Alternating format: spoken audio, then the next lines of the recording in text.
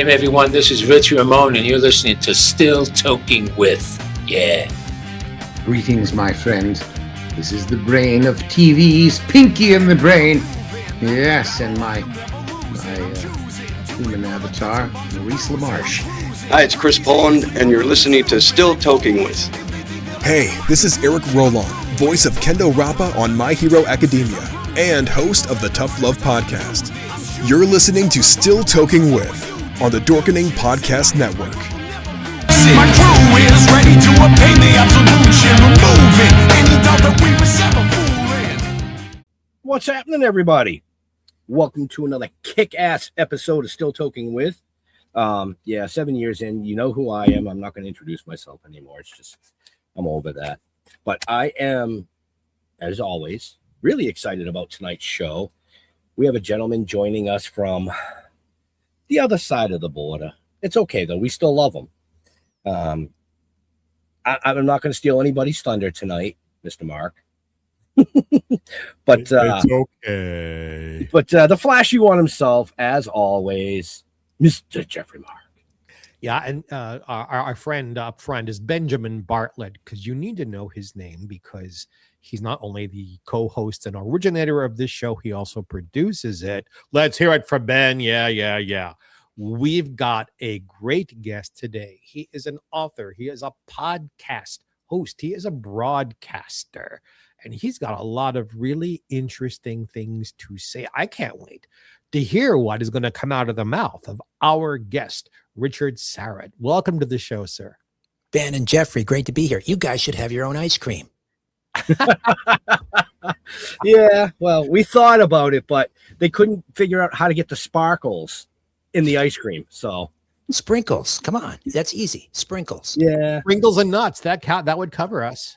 I got the nuts covered too. I don't. oh yeah, so off the rails already, folks. Would we have it any other way? No, of course not. No.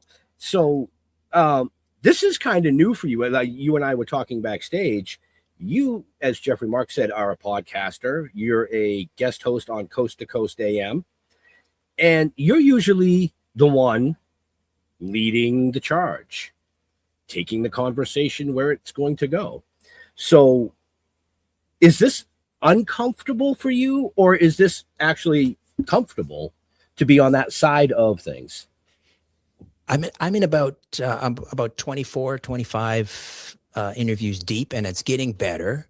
But you're right. Normally, I'm the guy saying, I will ask the questions.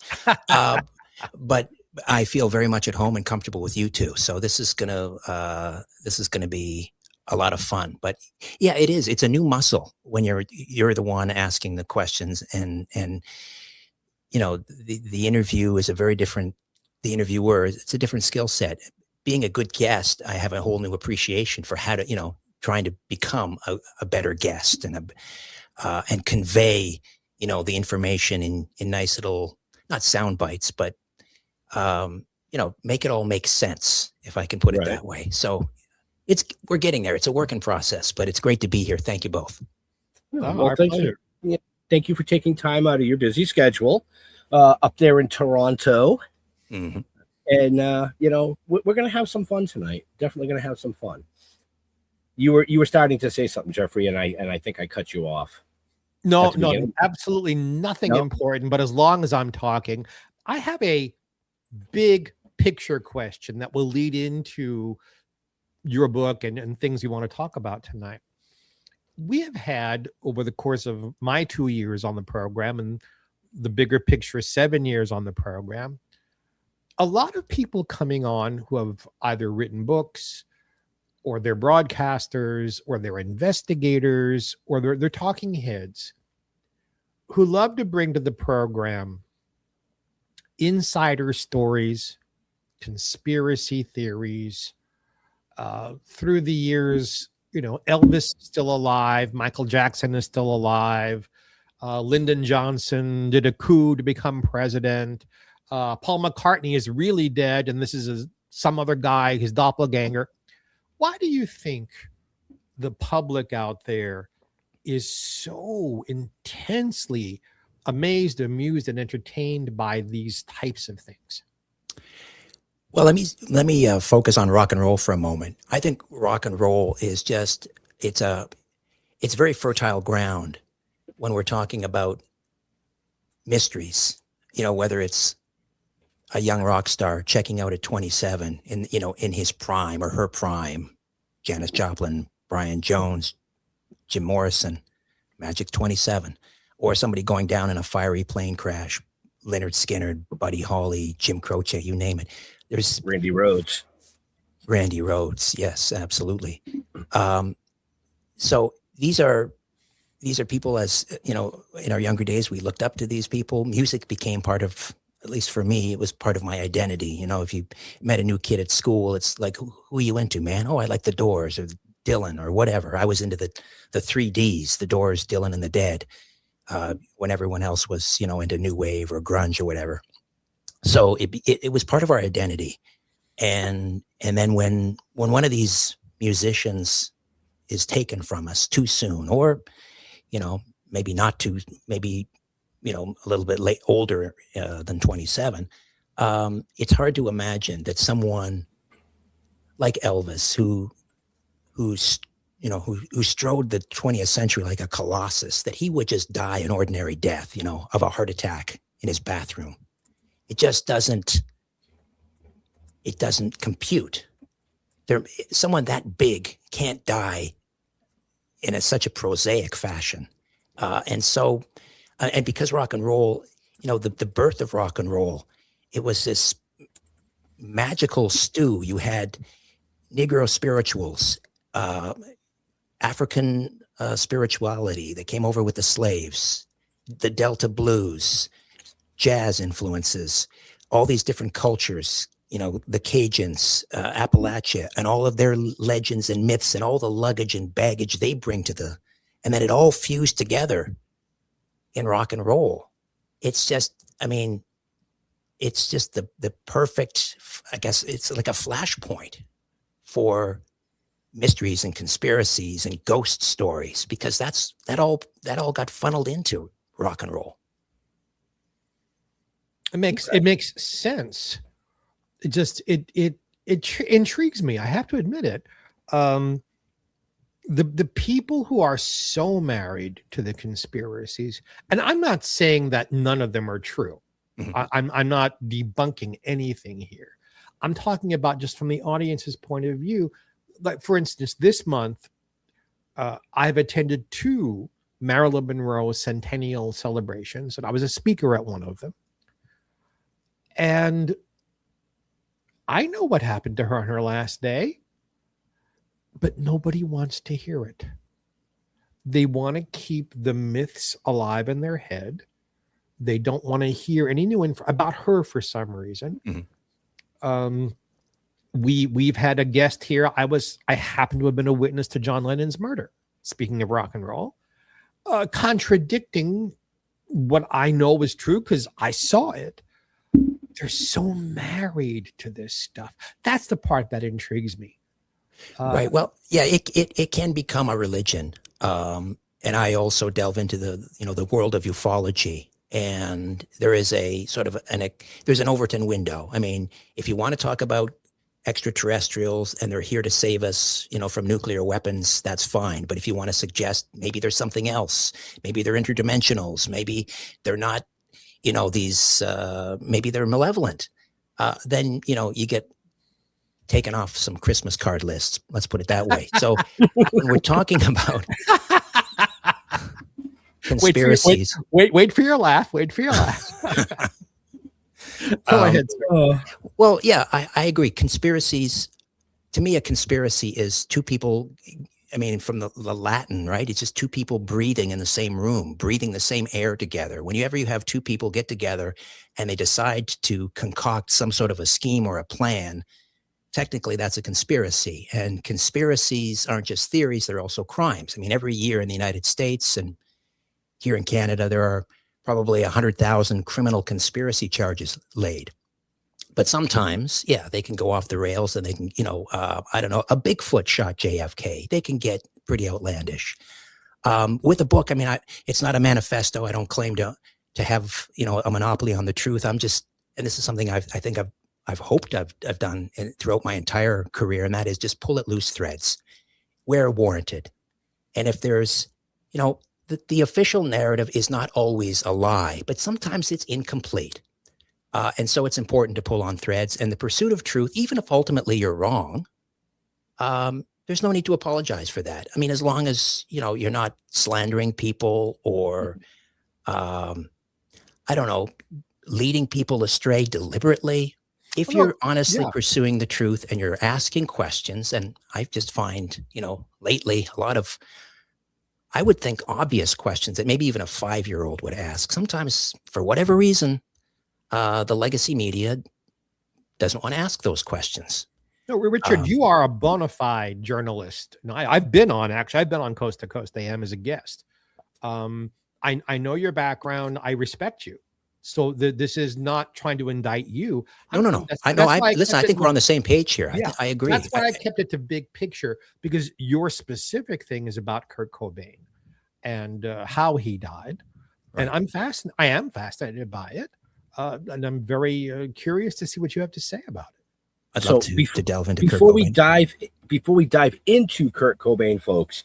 The book is called Tales from the Rock and Roll Twilight Zone.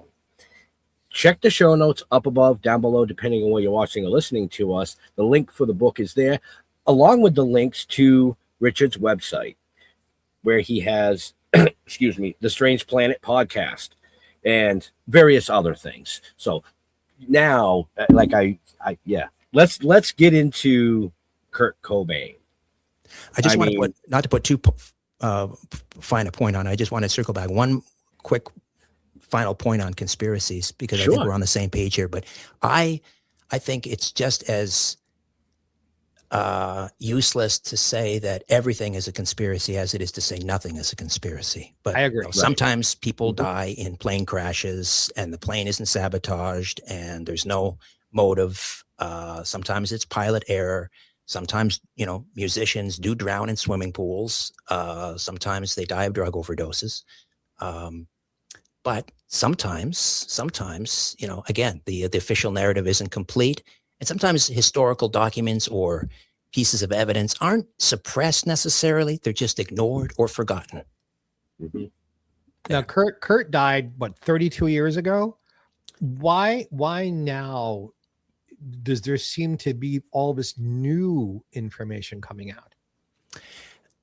The book is based on a podcast that I produced in 2018. I did 40 episodes. So back in 2018, as I'm compiling, a list of things to talk about, the Cobain story, came up back then. Recently, in February of this year, so 8 years later, there was a group of independent forensic analysts. Again, this is tried in a court of law, but they were trying to convince either the police department or the district attorney's office, or maybe the medical examiner's office in King County, where Seattle is, to reopen the case. And it's interesting because the evidence that they offered up as reason to reopen pretty much aligns with just about everything that I was, that I talk about in the book, or that I bring up in the book, and also on the podcast in 2018.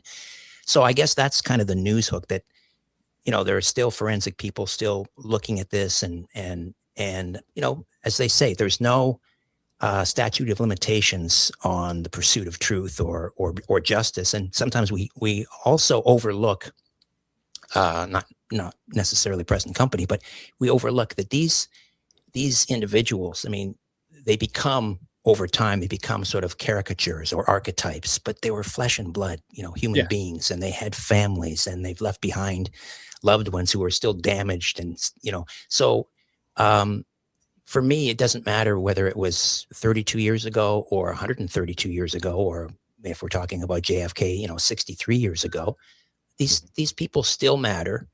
And the truth, whatever that might be, and wherever the evidence leads, that still matters. I agree. 100%. Yep.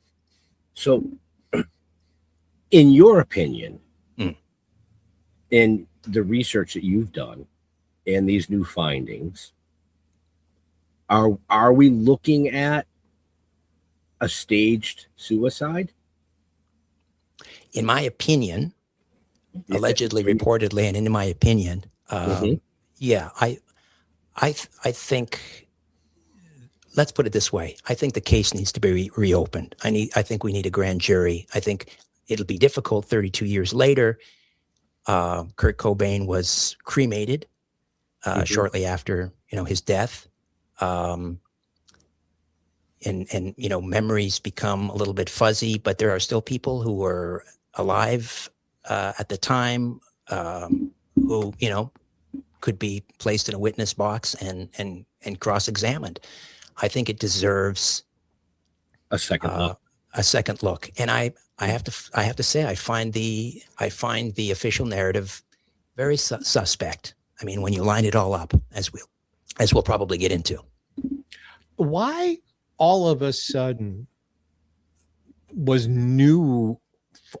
What started there being a new forensic report coming out? Was it your work that lit the fire under this, or is just one of those wonderful things in the universe where things come together?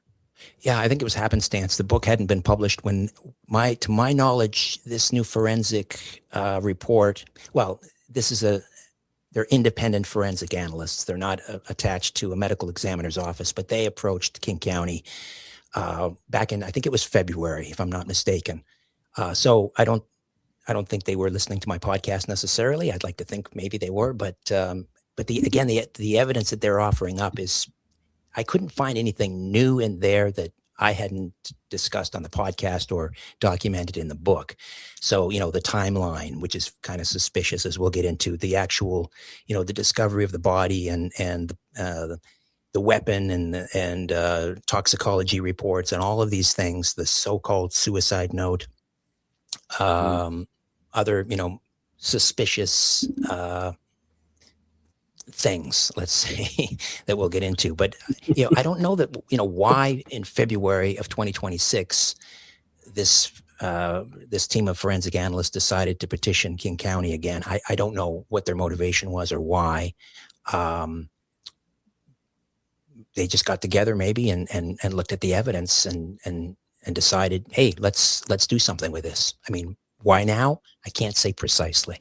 For our friends out there who may not know details, can you just in a short little summary, what is the official story about how Mr. Cobain died?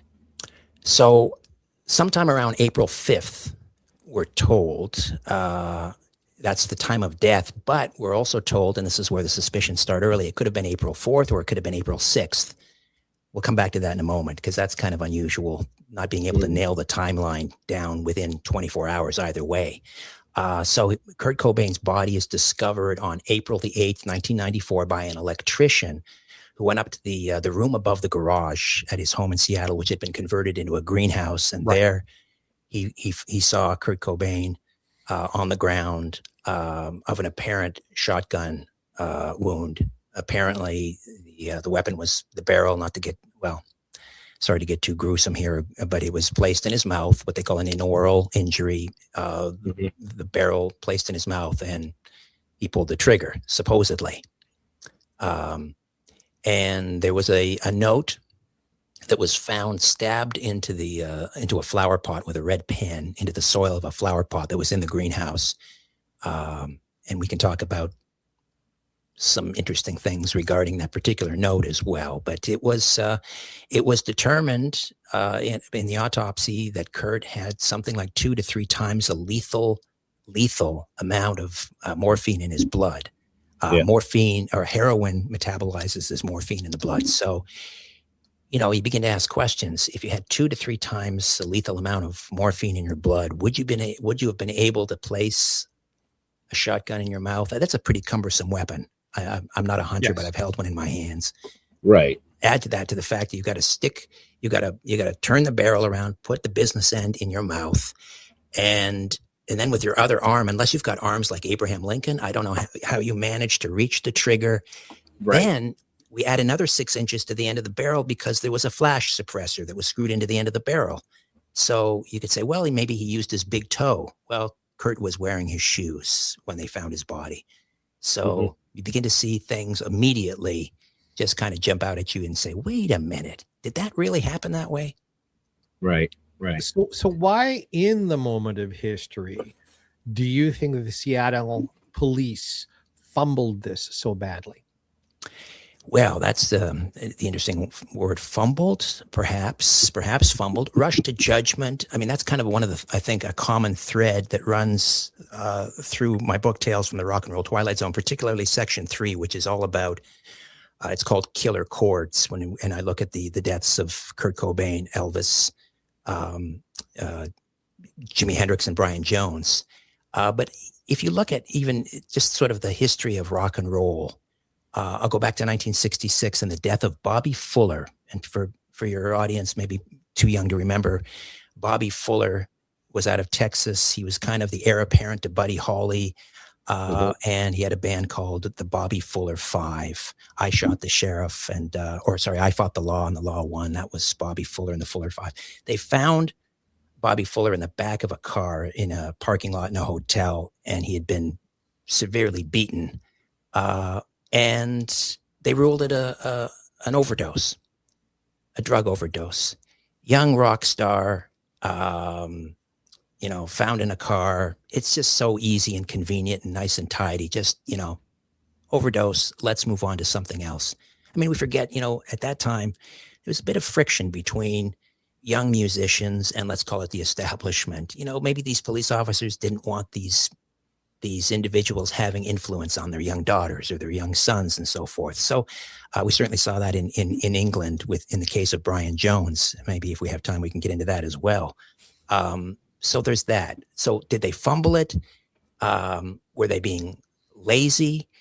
Was there some unseen, unknown influence on the police department? I will say this.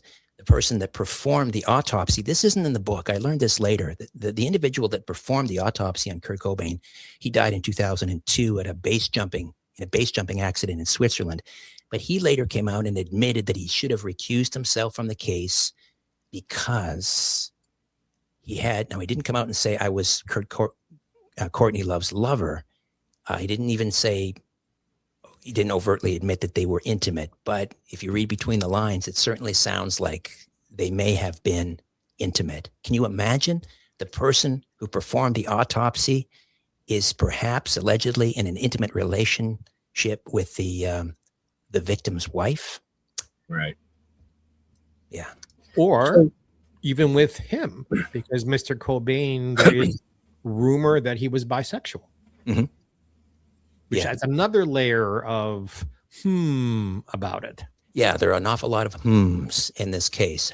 And truth be told, I mean, again, I was kind of a classic rock guy. In the early 1990s, my Nirvana, Kurt Cobain, not necessarily my cup of tea. I mean, I certainly appreciate him as an artist and all of David Grohl and the great musicians and so forth.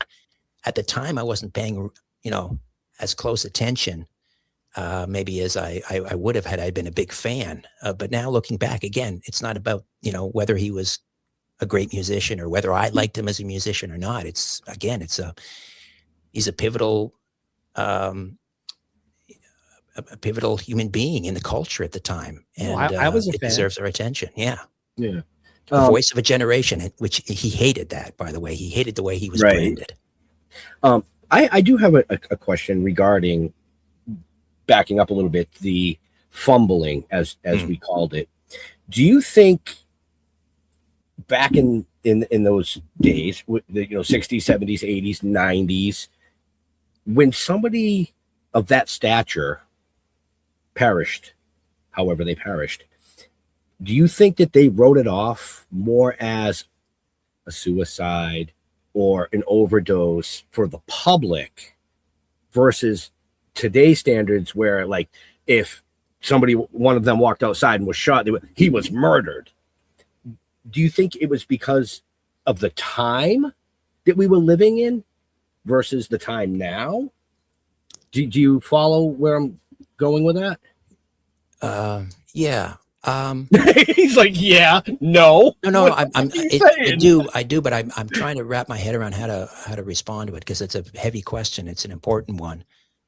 I think things have changed in the sense that in the 60s and 70s, these musicians were really anti-establishment in many regards. They were thumbing their nose at authority. They were causing us to question institutions. They were causing us to question certain mores, values. And that didn't necessarily go over well with the establishment. Now, 30 years or 40 years later, even though they may be branded as anti-establishment, they, in many cases, I think that these musicians are the establishment, and the people that are behind them are the establishment. So I don't know that there's that friction necessarily between the establishment and the artist that there was 50 years ago. Elvis Presley must be shot from the waist up on the Ed Sullivan Show because we can't have him swiveling his hips. Let's plant drugs on Brian Jones in London and throw that scoundrel in jail because he's a menace to society, and because, who does he think he is? He's got more money than God, and he's 24 years old, and my daughter likes him. So I think that friction has kind of gone away, maybe. You think by the time of Mr. Cobain's demise, there were enough television programs who wanted this kind of information. I think, Ben's question is wonderful, but I think in Mr. Cobain's case, the world had already, from a journalistic point of view, changed. We were already looking for this kind of thing by the time of Mr. Cobain. Right. Would you agree with that, Richard? Partially. You could even go back further with Elvis. And I remember Geraldo Rivera was all over, the whole Elvis case and investigating Dr. Nicopoulos. Where was Dateline in 1994 covering Kurt Cobain? I don't recall them covering it to any extent. So I don't know how to explain. You're right. I think journalism had certainly evolved, and broadcast journalism had certainly become a little more courageous, let's say, less stifled than it was certainly in the 60s and 70s when you had 3 networks. Right. And proliferation of cable TV outlets, certainly in the late 80s into the 90s. So then you're left with a question, why not? Why didn't they? Why weren't they all over the Kurt Cobain case? And I don't know how to answer that. And why weren't they all over Courtney? Because she was, all the poor widow. On the record, to the last of her ability to do anything like that, what was Courtney's? Did she agree with the findings of the moment, or in your research, did Courtney ever intimate it might have been different? In fact, I think she was instrumental, allegedly, reportedly, in my opinion, in shaping the narrative that he was suffering from severe depression, and that he was a hopeless heroin addict. In fact, a couple of months prior, he was in Rome. He overdosed on Rohypnol and champagne. It didn't come to light until after his death, but Courtney Love made sure that it was known, according to her, that this was a failed suicide attempt. However, the attending physician in Rome had a very different view of what happened. He said that Kurt was not suicidal. He believed it was an accidental overdose. He had been suffering from, I believe, some sort of influenza. When he regained consciousness, he was very confused as to what happened, but otherwise, was in a very positive frame of mind after he recovered from the effects of the overdose. She also would go to great lengths to talk about the history of mental illness in the family, which is true. He had I believe it was a grandfather and a great uncle who both tried to kill themselves. I think one was successful, the other was not successful. One of them either attempted or successfully killed themselves in front of their family, which is an absolutely horrific story. And then we have this whole portrayal of Kurt Cobain as a hopeless heroin addict. And, he used to play around with the press. I think there was a piece in the LA Times, or it might've been Rolling Stone magazine. I can't remember which article this was, but he was asked about heroin, and he was being trying to be funny and sarcastic, and he was often that way with the media. He said, "Oh yeah, we use so much heroin. You know, we're putting it in turkey basters." You get the image of Kurt as this, you know, lost soul, who was just spiraling downward. He had for many years, an undiagnosed stomach ailment that caused him incredible pain and discomfort and was debilitating. And yes, he did self-medicate, and yes, he did, use heroin. That has sort of stuck. That's the caricature of Kurt Cobain, you know, a depressed heroin junkie. But if you read the book, you come away with a different image of Kurt. Forgive me for interrupting, because it's germane to what you're talking about. I find Courtney to be a tremendously bad source of information. I did actually have a conversation with her about this. And within a 10-minute period of time, there had to have been 11 contradictions. I didn't do this for the press, just socially had a conversation. And I walked away. I didn't come to any conclusions about his death, but I came across, this is a woman you cannot count Trust. on. Okay, there's the word I was trying to avoid, but yes, you cannot trust. And I'm also they can't cancel us. They can't. That's true. And also, I'm curious what Frances has to say about it today. I think Frances plays her cards pretty close to her vest, and she, at least outwardly, publicly, and when she does speak, she's supportive of her mother and vice versa. If I could get into a little bit about the so-called suicide note, please, that was found in the greenhouse, again, stabbed into a flower pot with a red pen. The first part of the so-called suicide note is in Kurt's handwriting. They've matched it to his handwritten song lyrics and so forth. And when I say they have, I mean, because it never went to court, obviously. So I'm talking about independent handwriting and analysts.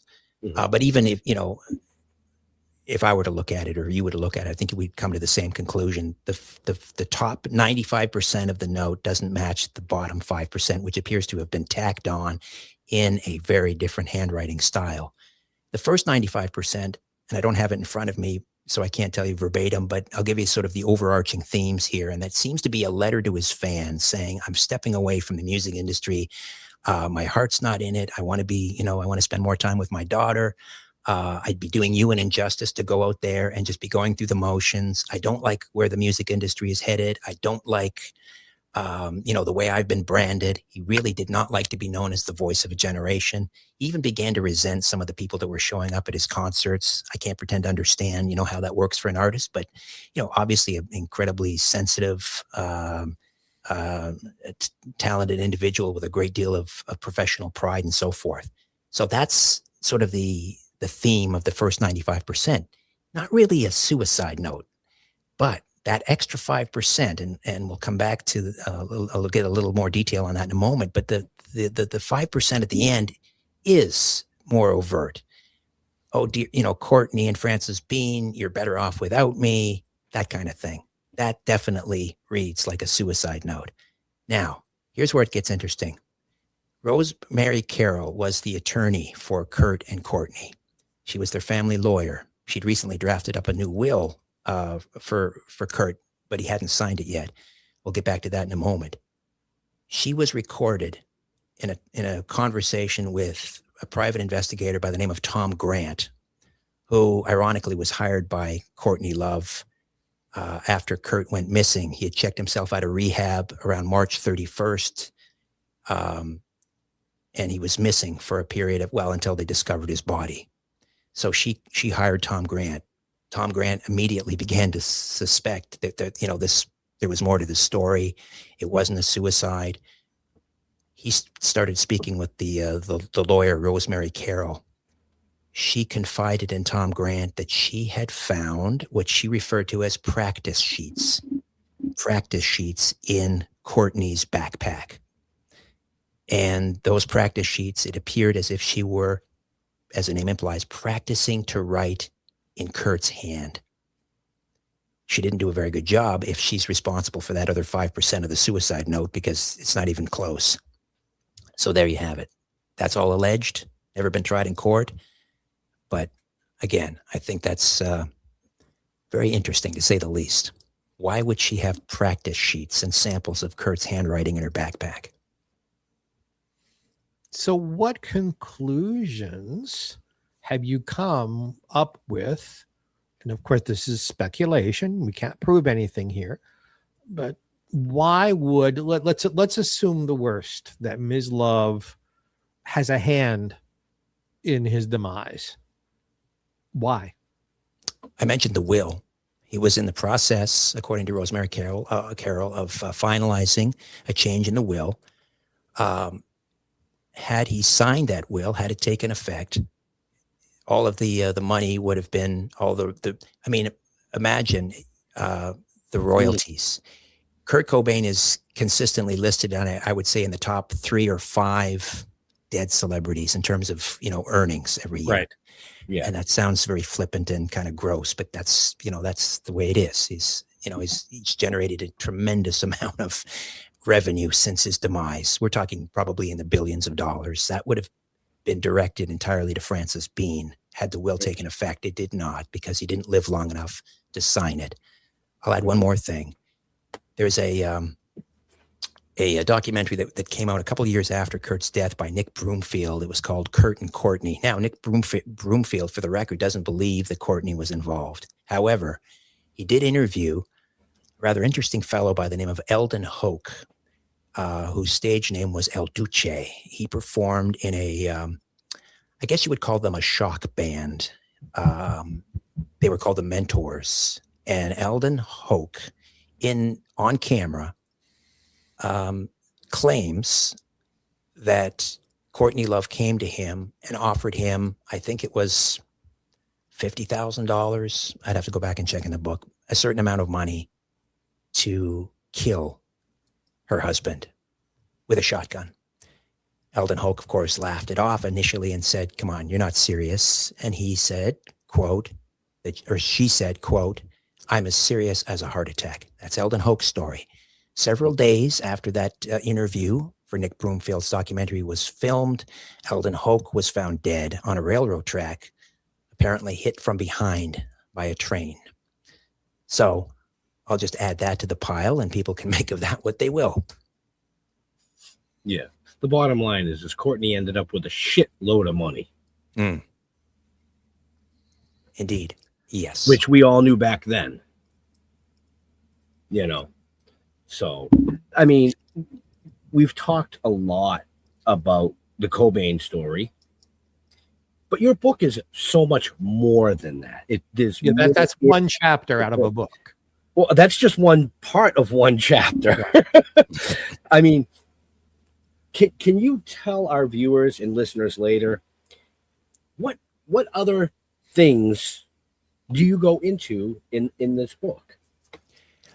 Well, when I put the book together, again, I had 40 episodes of a podcast, and I wanted to, I don't know if it's part of human nature. For me, I think it is. I look for patterns, and I like to organize things along themes and patterns. And so I was looking to assemble the book, and I came up with 4 sections, and each section had kind of a theme. And the first section is called The Beatles Enigma. And lo and behold, I had produced 4 episodes about the Beatles. When I was putting the podcast together, I wasn't thinking about how these would all come together in a book. But this first section, The Beatles Enigma, talks about the Fab Four. The first chapter is called Fab Four or False Flag. And I know this sounds like an outlandish theory, but it has to do with the Beatles coming ashore in February of 1964 as part of what became known as the British invasion. And the question is, was that just being metaphorical, the British invasion, or was it literal? Were the Beatles perhaps engineered to come ashore and subvert American youth with, sex, drugs, and rock and roll? if you look at the way that the American culture evolved almost in lockstep with the Beatles, with the length of the hair growing and the clothes and the the evolution, or some might say devolution, of certain mores or values, or questioning authority, some of which is very healthy, obviously, questioning institutions. So that's the first chapter. The second chapter on the Beatles has to do with the whole Paul is dead legend.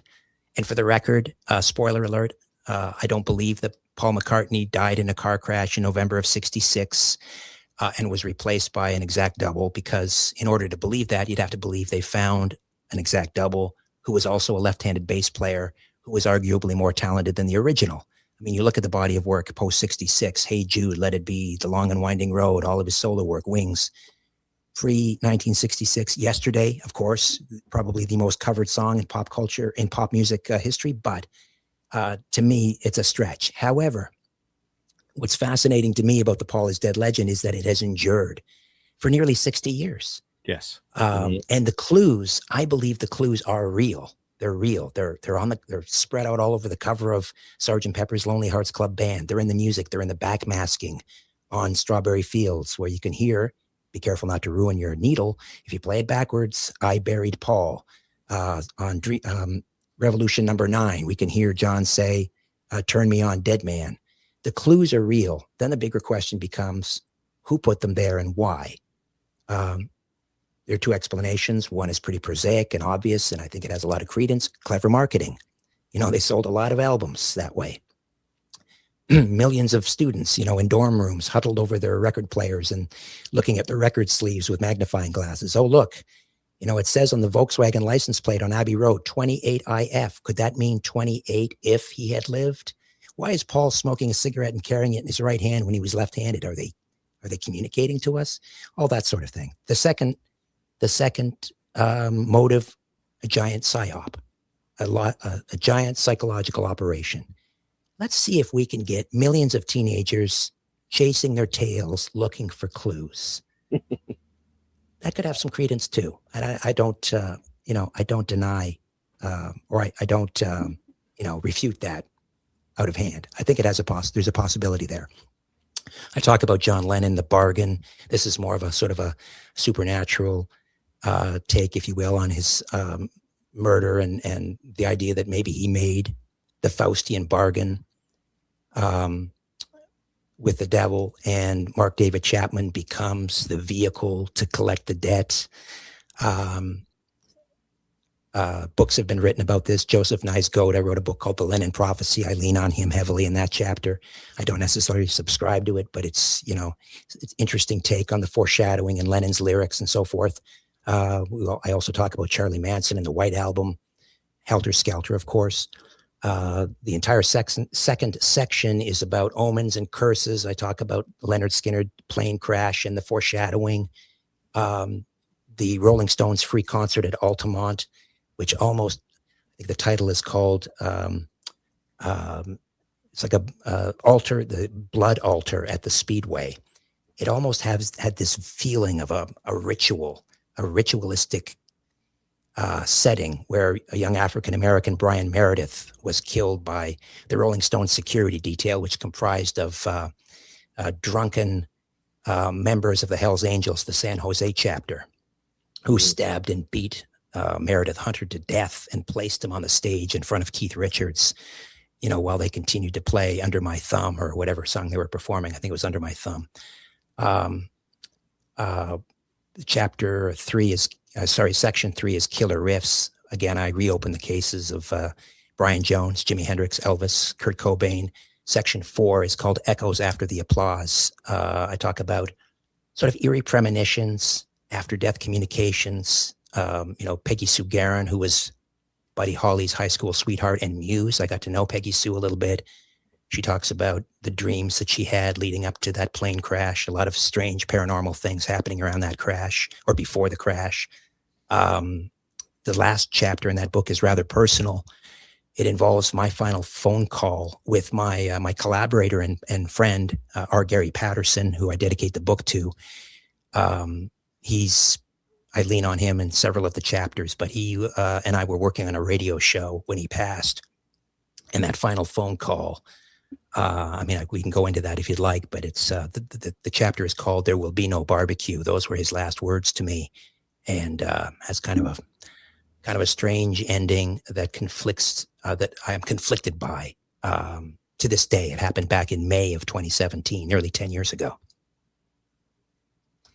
Of all of the names you have mentioned, are there any you're comfortable sharing with us that you've come to a conclusion about? Because you've talked about it could be this, it could be that. Right. Have you, Richard, come to pick one, your favorite, that you've come to a conclusion, this is how you think it went down? I think Jimi Hendrix was murdered. Why? Well, let me set the stage. September 18th, 1970, he spent 4 days and nights at his girlfriend. Richard, we have Yes. a visitor. We have a little girl visiting Can you us. say hello? Hello. Hi, sweetie pie. How you doing? Yeah, ready? Show him. Hold on. This one up. These 2 down. You're being a goofball now. Like that. That is Ben's granddaughter, Lila. Hi. Hello. The devil's horns. Say rock and roll. Say it. Rock and roll. Yes, rock and roll has got to go. You look very pretty, sweetie. You. You're You welcome. still trying to do it? They're up there. Can you Hello. wave to everybody. This is a wonderful cameo appearance. This reminds me of Bob Hope walking onto the Tonight Show uninvited. But you're welcome. Lila is a ham in training and loves to be on our show. And makes a, Yes. It's nice to Yes, meet you, Lila. That's a very pretty name. He said, nice to meet you. What do you say to that? Nice to meet you. Nice to Thank meet you. That's right. And can I have this? Can you have my... No, that's my note list. I need that, baby. All right. Can you say bye to everybody? Bye. Bye, bye, Lila. Lila. See you Tell me next a beso. time. Tell me a beso. You can blow kisses. Go ahead. Mwah. Good girl. Mwah. I love you. Bye-bye. Sweet dreams. I did that because what you were about to say wasn't for her ears. Thank you. Thank you for that I heads just up. wanted to protect her. That's why I I interrupted. appreciate that. Sure. Yeah. Now, please continue. Yes. So Jimi Hendrix has just performed at the Isle of Wight Music Festival and a music festival in Germany, which would end up being his last performance. He comes back to the Notting Hill neighborhood of London. He's staying at Monica Danneman's flat, which is the Samarkand Hotel. It's a basement, sort of a walk down. It's a hotel room, but it's a suite. And she finds him unresponsive in the morning. He had allegedly taken some barbiturates to help him sleep. Apparently, he took as many as 9, which is rather unusual. When the ambulance shows up, the flat is empty. It's believed that Monica Danneman called the ambulance, but when they arrive, she's nowhere to be found. She later claimed that she went out for a pack of smokes. However, over the years, Monica Danneman would change her story, much like Courtney Love, many, many, many times. The ambulance attendants quickly rushed Jimi Hendrix to St. Mary's Abbott Hospital in London. The attending physician is Dr. John Bannister, who doesn't even know that this is Jimi Hendrix. I don't even know if he had heard of Jimi Hendrix at this point. I don't believe he had. This was just a young African man who comes into the emergency room. He's got, he's got vomit on his mouth. Later it would be pronounced that he aspirated on his vomit from barbiturate poisoning.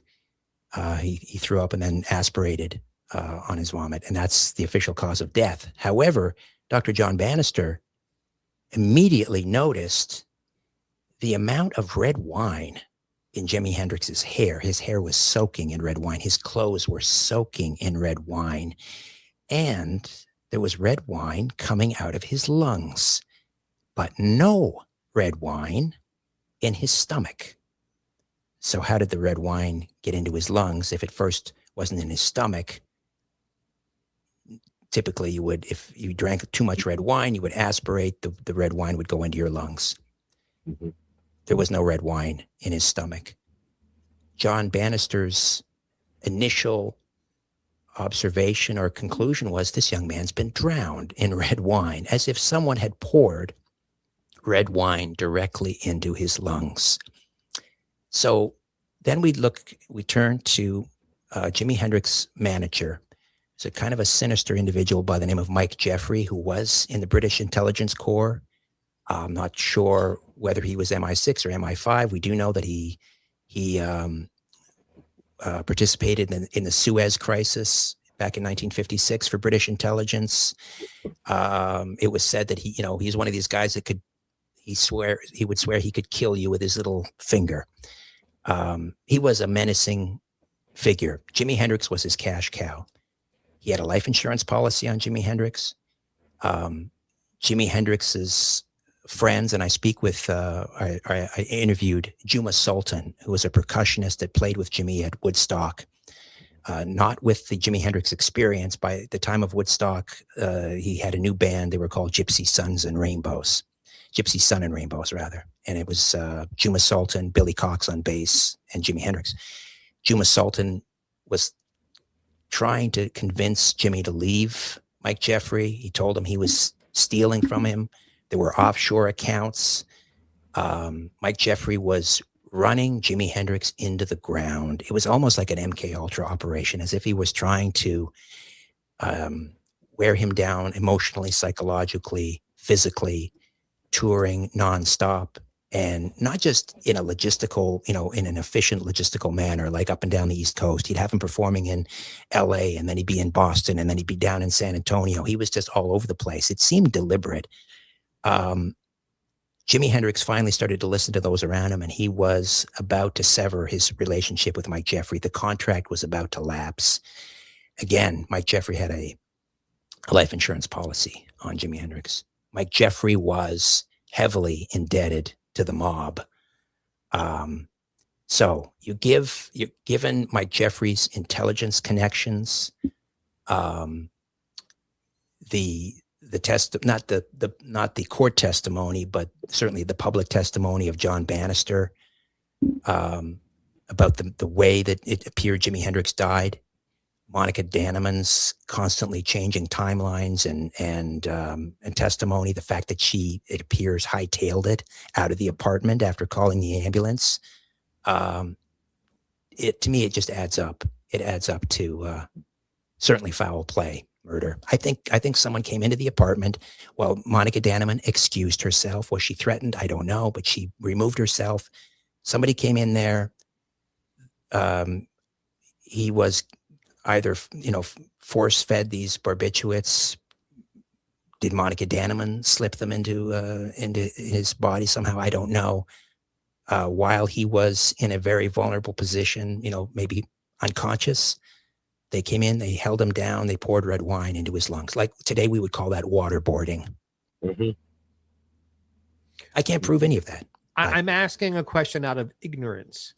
How could you force red wine into lungs where some of it wouldn't go into the digestive system? That's a good question. I don't know. I don't know the answer to that. I'm reciting what, John Bannister observed. And according to what he said, there was, it's like the telephone game. Maybe some of it was lost a little bit. Maybe he said something along the lines of what you're suggesting. There wasn't, enough red wine in his digestive system to account for all of the red wine that was in his clothes and in his hair and in his lungs. I don't know the answer to that. It's a good question. Or could there have been a bucket of red wine with his head forced into it, where it would just have drowned him? That could be. I suppose. Well, which is similar. It's similar to waterboarding, because you don't swallow; you're trying to breathe. Yeah, right. And we all know. I mean, I can say I am one of those people that have taken a sip of water and went to say something at the same time, and before you know it, you're literally aspirating. Yeah. Did any of that water make it into my digestive system? Probably not. So I could kind of see that theory. As you said, Yeah. We also have I shouldn't leave this out. We also have again, the public testimony of Jimi Hendrix's former road manager. He was also road manager for the Animals, Eric Burdon and the Animals, and Ike and Tina Turner. I like to leave Ike out of it. It was Tina, really, that was the star, obviously. And for those familiar with their relationship, they'll understand why Ike was a monster. Anyway, James Tappy Wright wrote about this in his book. He also talked to me about this, that Mike Jeffrey essentially confessed to him after the fact and said, I had to do it. I had to do it. And James Tappy Wright kind of played dumb and said, do what? What are you talking about? He goes, you know. Again, does that stand up in a court of law? I don't know. James Tappy Wright is no longer with us. Mike Jeffrey mysteriously disappeared in a plane crash. His body was never recovered in 1973. I think they found his watch. That was it. In fact, I think James Tappy Wright was called to collect what, the remains or the personal effects. All he came back with was a watch. Monica Danneman is no longer with us.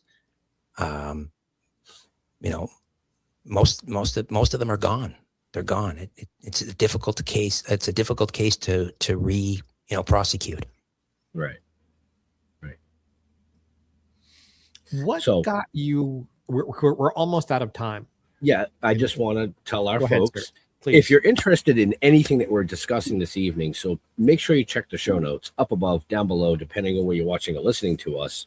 Richard's information is there. The link to the book is there. A link to everything is there. There's no excuses. Sorry. Go ahead, Mr. Mark. No. I was just wondering, let's pull this around to the beginning of the hour. So you did these podcast episodes about Mr. Cobain. What was the spark for your interest in all of this to begin with?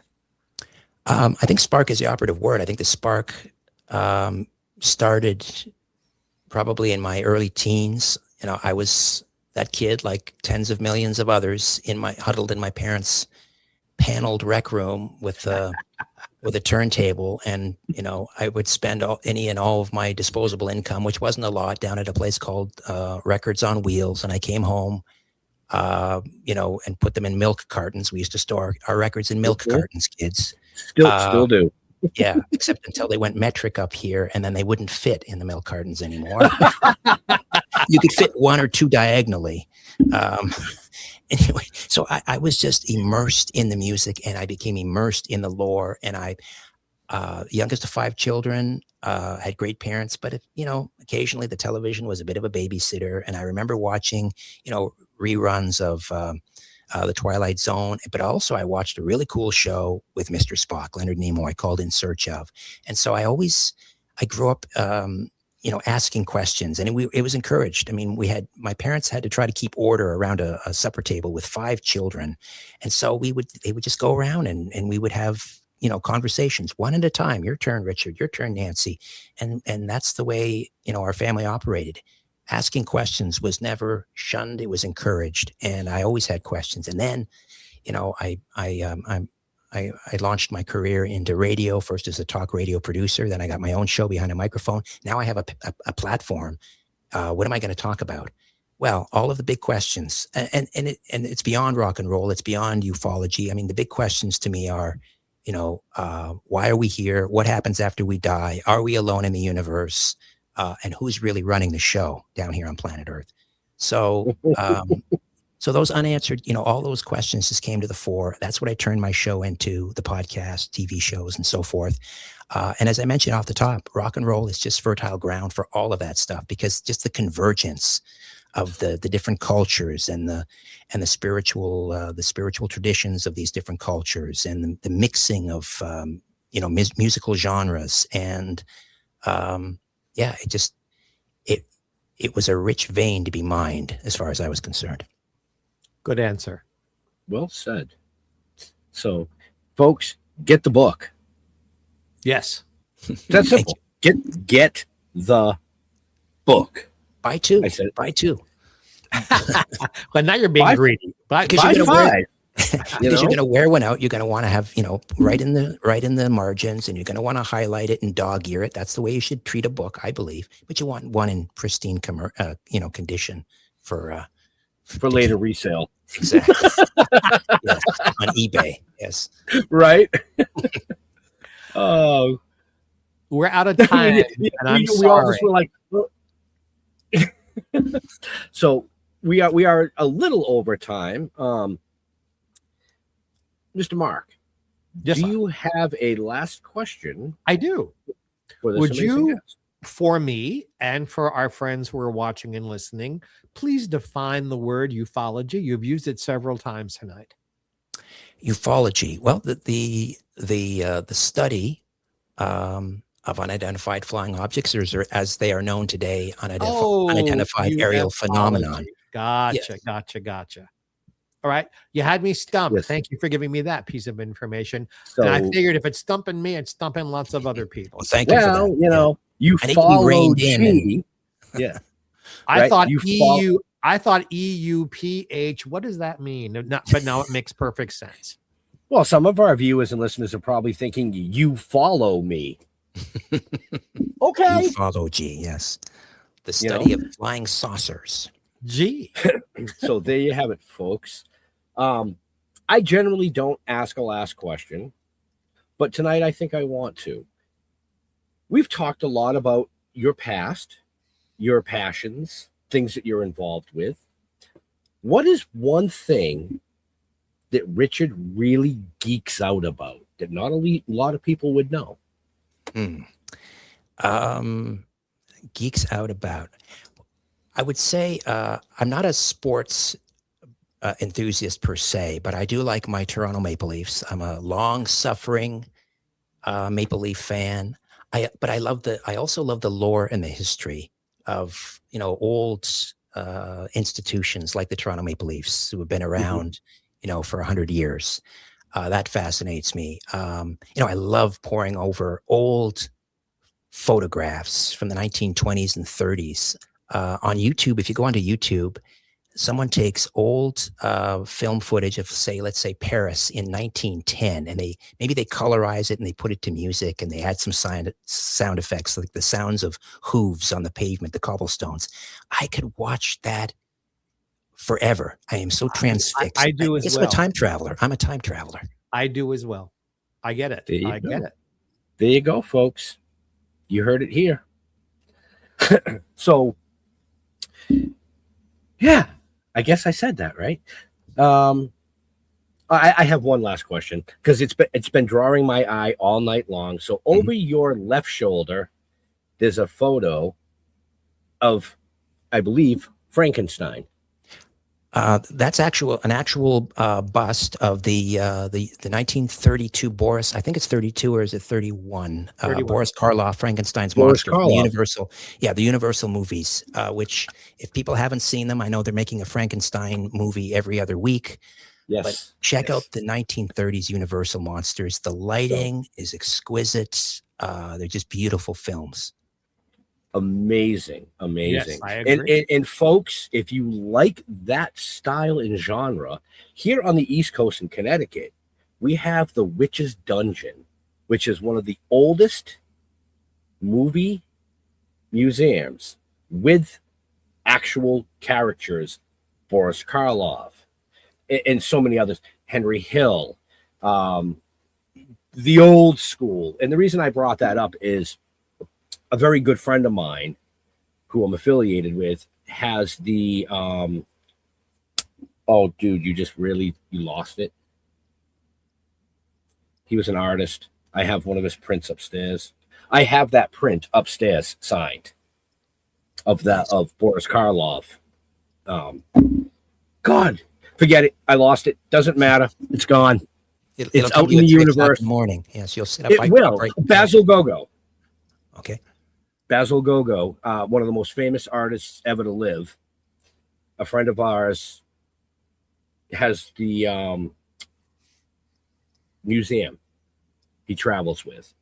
So, and a lot of those colors and things done for Monster Magazine were done by Basil. And it caught my eye earlier, and I had to just ask. But anyways. And if you're on the West Coast, the Hollywood Museum, with which I'm affiliated, has a lot of those wonderful things as well. So, Richard, when you're not on the radio or on a podcast or doing interviews, where do you like interacting with your fans on social media aspects? Well, I'm on YouTube, so the podcast is also on my YouTube channel at Strange Planet Radio. I'm on Instagram, which I call them my IT department. Those are my twin boys. Well, boys, they're going to be 20 in a couple of months. They're still boys. Yeah, it's true. Always, even when they're not girls. I should be referring to them as young men, but that's, two weeks ago they were, in diapers. Anyway, here we are. Instagram, I think it's Strange Planet, Richard Syrett, Strange Planet, Instagram, Facebook. I think I'm on TikTok as well. You're everywhere. Yeah. And of course, his website. In all directions. So, folks, just check the show notes up above, down below, depending on where you're watching or listening to us. His information is there. Mr. Jeffrey Mark. Yes. Same question. You could find me, Jeffrey Mark, for those of you who are not watching but listening, GeoffreyMark at Facebook. Jeffrey Mark Showbiz, all one word, on Instagram at Jeffrey Mark, on LinkedIn. And say, folks, if you're having as good a time as we are this week and every week, we love being with you. Ben and I do another show every week. He is the producer. I am the host. It is, of course, GPE. Jeffrey Mark plays Ella. Every week we play the music of Ella Fitzgerald on a theme, and I give you insider stories about how the music was made and why it was important and what was going on with Ella's life.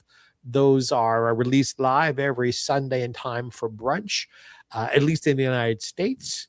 Check wherever you happen to be living, because it's on all the same networks and platforms and channels you find this fine program. So there. Yeah. What he said. So, in all seriousness, we want to thank Richard for taking time out of his extremely busy schedule to shed some light on a few things that you may or may not have questions about. But again, pick up his book. It's in the show notes.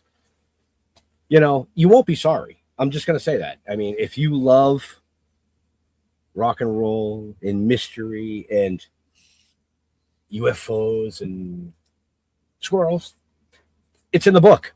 It's in the book. Definitely in the book. So as far as us, you can find us on Facebook, Toking with the Dead. You can find us on YouTube, Still Toking Productions, the website, stilltoking.com. Everything you want to know about the novel, the comic books, the TV series, and all 7 seasons of this amazing show, including all our testimonials from amazing guests like Richard. Check it out there. To all our veterans and first responders, we want to thank you for doing what you do so people like us can come up here and do what we do. Yes. Stay safe. We'll see you next week. We're out of here. God bless and have a happy. So come on.